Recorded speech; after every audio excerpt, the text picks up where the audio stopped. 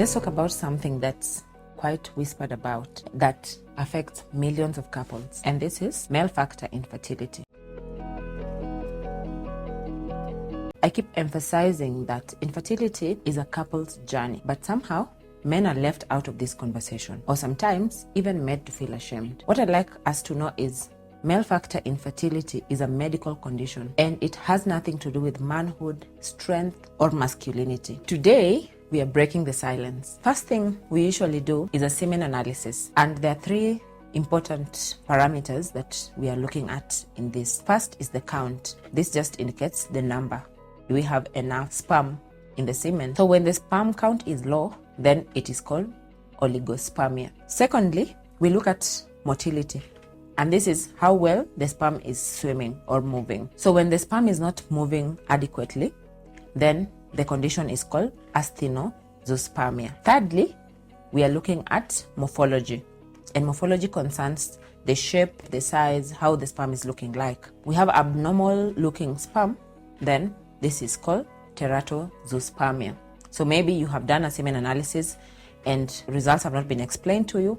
Maybe this could help. So the next question would be, what causes abnormalities in the semen analysis parameters? So one is varicocele. What varicocele means is distended veins around the testicles. So distended veins around the testicles will affect the temperature around the testicles, generally affect sperm production. Secondly, hormonal issues or hormonal imbalances. Yes, men also have hormonal imbalances. There are hormones that are produced from the brain to go stimulate the testicle to produce sperm. So if we have any abnormalities in this pathway, then that would affect the sperm parameters. Thirdly, genetics. Sometimes unexplained male factor infertility can be because of genetics. And lastly, and most importantly, lifestyle factors. Lifestyle factors, that is excessive alcohol intake, smoking, drug use, obesity. All these things can affect the sperm production, and we are actually having increasingly a lot of men presenting with male factor infertility. Mostly, we can attribute this to lifestyle factors.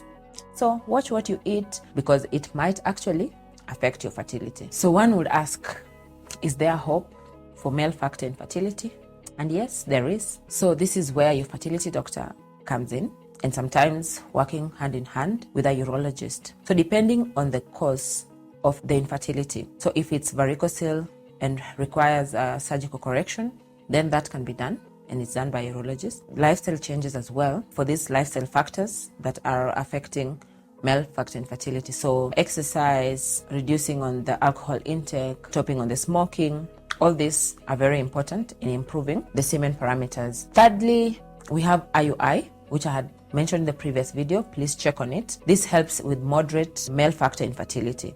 Then IUI comes in handy. Then there's one game changer, that is IVF with ICSI. ICSI means intracytoplasmic sperm injection. What that means is one sperm is injected into one egg for fertilization to happen. And ICSI has really helped with the male factor infertility, even with severe low sperm count. So yes, there's hope. Just need to get checked. There's no shame about seeking for help.